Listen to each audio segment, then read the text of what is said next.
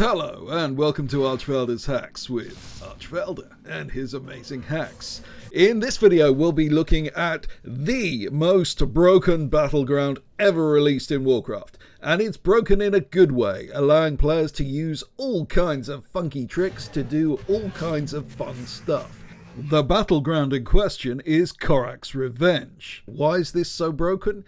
I'm not even talking about the completely messed up scaling which allows you to simply one-shot lower level players unfortunate or unwise enough to queue into the battleground.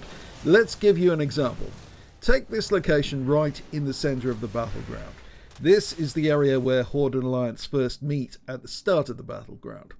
If we go round to the side of this little dwarven house, something weird happens. Yep, you go straight through the wall into an area that's hidden from view and inaccessible by any other method. And below you, as you can see here, there's a gigantic hole in the Alterac Valley universe. If you jump down here, you'll fall straight off the edge of the world into the area below Alterac Valley. You'll fall down eventually to your death, or depending exactly where you fall, you'll get disconnected. Now this is what I call a soft disconnect. A soft disconnect means you have to relog once to find your character at the nearest graveyard. A hard disconnect means your character gets permanently disconnected every time you log in. It's much more obnoxious. Now, this is very useful to all classes simply as an escape route when outnumbered by enemy players.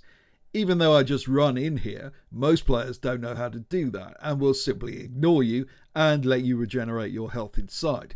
That itself makes this extraordinarily powerful, as you effectively can't die in this area unless you have a large amount of damage over time effect. Now this gets really interesting for warlocks. If you put down a demonic circle, you can port players onto the edge of the hole using Shadow Rift, that's the PvP talent, and if their momentum propels them forward, you've either sent them hurtling to their deaths or they will be disconnected, which is very funny if you're being harassed by persistent and psychotic rogues. If they get DC'd, what happens is really interesting. The players are suspended in midair. You can attack them and it appears their health isn't going down, but if you attack them enough, they will actually die and you get credit for the kill. Now, long-time viewers may remember a trick I posted a couple of years back now about a method which was literally the most powerful PvP exploit that has ever been discovered in WoW. Basically, you access the area underneath Dun Baldar and ported players into that area, which permanently disconnected them for the duration of the battleground. Clearly, Blizzard think they fixed this and it's no longer possible. Why? Let's have a look from on top of Dun Baldar Fortress from the other side. You can see Blizzard have put in these ingenious devices, these colourful collision detecting rods that prevent movement on top of the fortress, which should prevent you from accessing the fortress and getting underneath it. Really clever stuff from Blizzard. There's just one thing. If they stop people jumping on top of the fortress, how did I get up here? I'm not going to show you exactly how I did it, as Blizzard would presumably put rods in the current working locations, and that wouldn't be good for anybody. But basically, you just use another combination of movement abilities in a different area on another part of the fortress. You can still port a number of players under Dun Baldar, as I showed in my original Shadow Rift video. This is arguably the most powerful PvP exploit in WoW, as it disconnects players for the duration of the battleground. I would not recommend doing this for casual players, as it does trigger reports that will eventually get you banned in enough numbers. However, it is fun to use against pre-mades who are usually cheating pretty hard themselves in various ways. If you still want to try this out despite my warnings, then the information is explained in detail on my Patreon. A less controversial strategy, but still a very effective one, is to just target the area around the Stormpike aid station flank and hold up the horde for a long time. I discovered an amazing exploit while up here, which applies to all the trees in the entire battleground.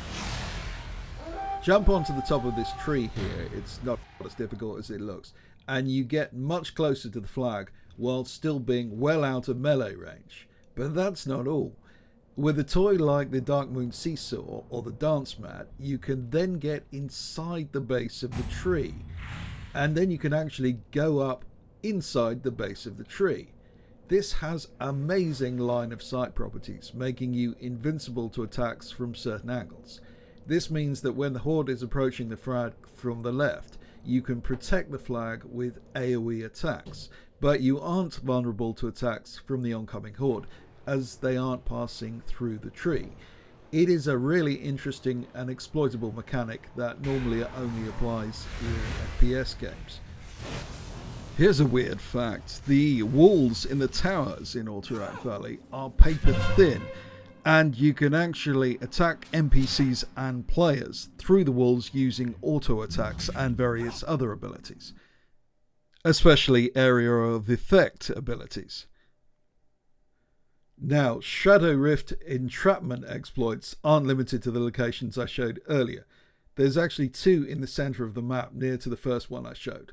Not that it is very easy to trap yourself here. You need to put down a demonic gateway near to the entrapment location. If you walk through the wall, you get completely stuck, and there's no way out. The multiple NPCs in the main bases of the 2 factions are meant to slow down zerging strategies, but as usual, Blizzard have messed this up completely, and they can be bypassed quite easily. You can actually attack Frostwolf bypassing all the NPCs, as clearly wasn't intended, using some simple jumping tricks to access the Frostwolf flag, allowing your team immediate access to the towers and the boss. Finally, no guide like this would be complete without a method to kill a raid boss. In Korrak's Revenge and Alterac Valley, each faction can summon 2 bosses. Horde can summon Lokalar the Ice Lord, and Alliance can summon Ivus the Forest Lord. If the faction who summons the boss backs them up properly, then that usually is the end of the game. They are very difficult to kill, but they have one major exploitable weakness. Their pathing and evasion mechanics are quite simple. If you can get to an area which is normally out of bounds, the boss will attempt to attack you, but retreat shortly afterwards. But then, because you retain aggro, the boss will try and attack you again, and the cycle repeats. Enemy players will not be able to get at you, so you only have to survive the boss's ranged attacks, which are not that strong. You can slowly bring down the boss's health and prevent him from advancing further. Just a final word here, Korrak's Revenge was an amazing battleground when it was released in 2019. It awarded a ton of experience, had effective and interesting scaling mechanics also, and for a brief time actually delivered on the promise of epic PvP that Blizzard have so painfully failed to ever deliver. Its current incarnation is an insult to the developers who came up with the original Alterac Valley and its passionate epic PvP player base. And this isn't because of the exploits, it is because the current incarnation has moved away from the original intent to recreate the intensity and grandeur of the original Alterac Valley from vanilla into a lifeless and unappealing zerg to both bosses, not much different from regular Alterac Valley on retail. When it was first released, I had more fun doing this than almost anything I've done in WoW. You can make this battleground great again, Blizzard. You just need to attract people who actually like epic PvP, rather than trying to trick and annoy players into doing it who ultimately just hate being there. Dumbing down something for the benefits of people who don't want to do it in the first place is the worst possible strategy.